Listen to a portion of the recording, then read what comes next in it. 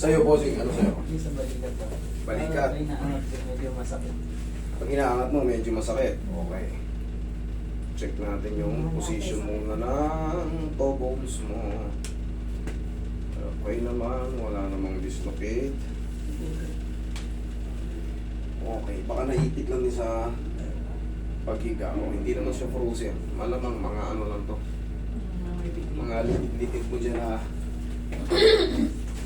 Tapos pag-check mo sa kanya yung galing na rito yung galing ka na ba dati dito? Inailot mo yung spray niya. Sa tabi ko.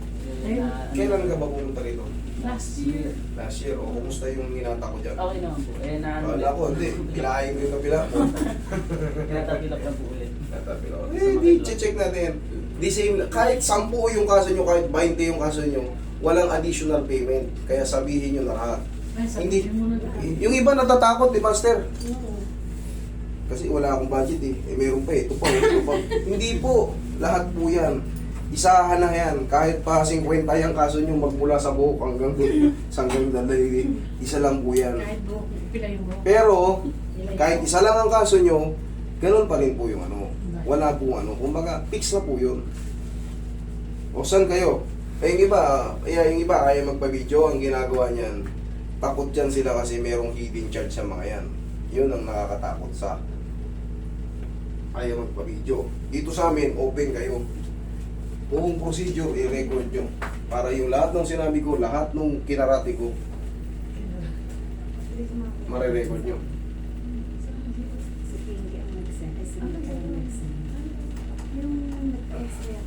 Kaya ang patagilid.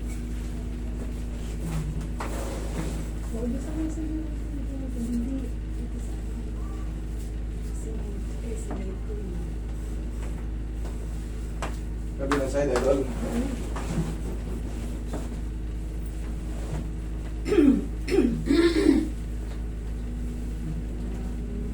Nag-recruit na lang pala kayo. Oh, Tiyaya. may isa pa nga hindi nakarating eh, kasi Tiyaya.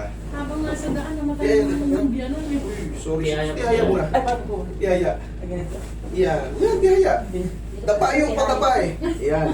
Nalilito na kayo pag nakahiga ka kayo sa board ah. Nasa arayat na eh, tinawagan ng ano naman Sa kanila. bumalik tuloy. Oo, mas mahalaga yun eh. Siyempre, emergency yan eh. Sa susunod na lang ito, pa-schedule na lang po.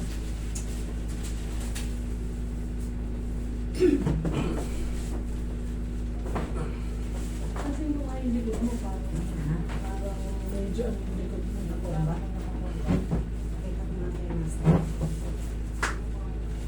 O sige, tapa ka na.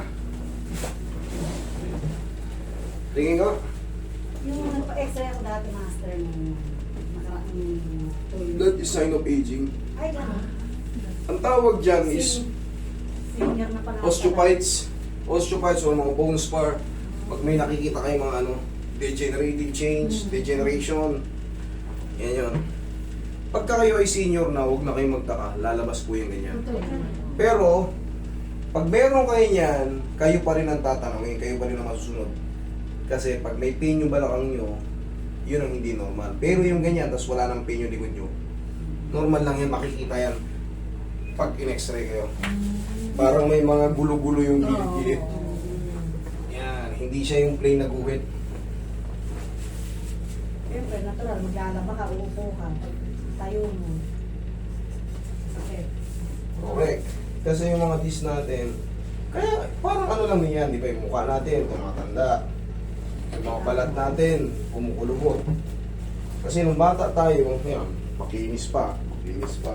Pero pag ikaw nagsisenior na, pangkaraniwan na, kumukulubot tayo. Ganon din yan sa loob. Pero kung natumba kayo, magkaiba yun. Iba na yun. Kaya, maaaring magbago yung posisyon ng joint mo. Ako nang bahala ron. Pero kung yung basta na lang sumakit, kunyari, kumain kayo ng maalat, kain kayo ng adobo, or dilis, tuyo.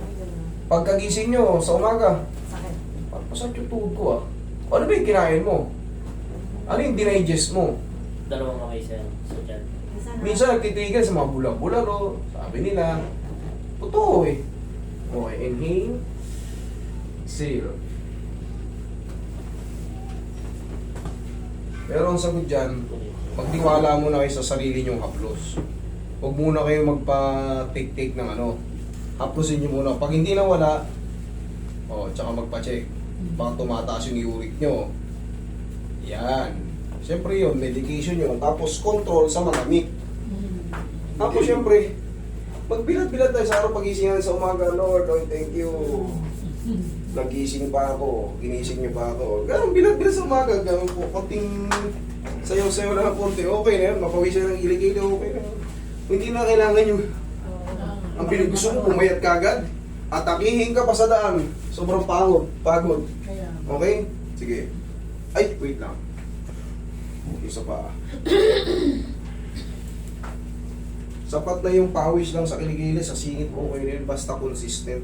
Pawisan ng konti likod nyo, palit ng damit, okay na. Di baling maraming labahan kaysa naman magka-pulmonya. kaya sila sabi mo, ano yun, yung sa buo mo sa puwet?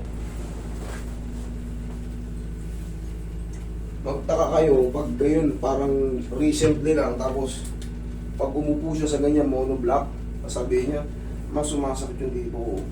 Parang parang may tumutusok. Yan, pag-uwi natin yung posisyon. Ang tawag doon is coccyx sa dulo. O yung sacral iliac niya, pag ganun yan. Na-adjust naman yan. Na-adjust yan. Pero kung wala naman, nothing to worry. Be happy.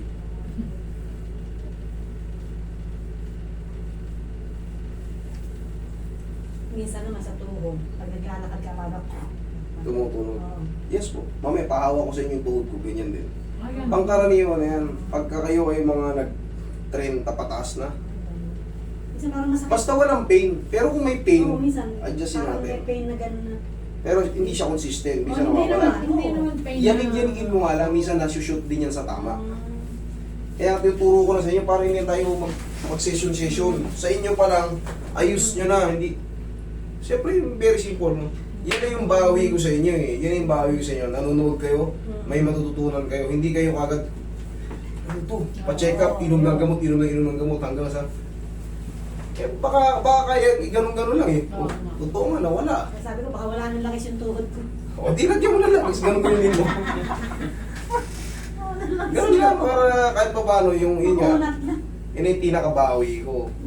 Marami akong tinuturo dyan, lalo sa mga lower back. Oo. Para hindi na kayo aabot dito. Ayoko kayong makita rito. Sayang nga isang kasama namin, sayang ngayon.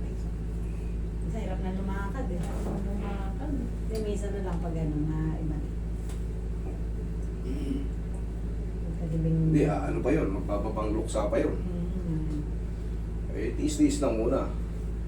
Pero kung hindi ka next of kin, pwede yun. Kunyari, bayaw ka lang, ano. Manugang. Labas siya ron. Oo nga. Sabi ko, Labas ka. natin nyo na lang yung anak. Tapos, Huwag lang yung kunyari, ako, anak, kapatid. Yan yung mga next of kin. Asawa. Ay, asawa yung... tawag doon hindi. Kapatid niya, nanay, tatay, yan mga next of kin. Pero kung manugang, labas ka sa bloodline ng ano eh. Okay? Sir, Okay na yung ano, check mo. na-adjust na. O, check mo rin yan. Okay na?